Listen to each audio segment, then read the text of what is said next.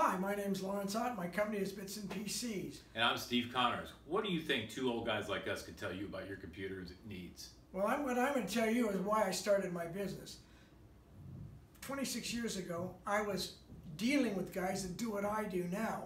And they weren't showing up, they weren't being concerned about my business, and it drove me crazy. That's why I started my business in the first place, because I knew I could do a better job and take better care of my clients.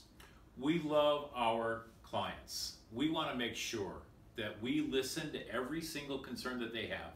And when someone calls us, we're going to show up and promptly, because we know what it's like to not be able to do your work. We deal with computers, we deal with printers, we deal with security, we deal with anything having to do with the internet. Those things have to work, because 20 years ago, if they weren't working, no big deal. Now, you're out of business. Social media, email, staying connected to your clientele is the most important thing that you have to do. And if there's a hole that someone can break in and steal your business or your clients, you're going to be out of business. Are you protected?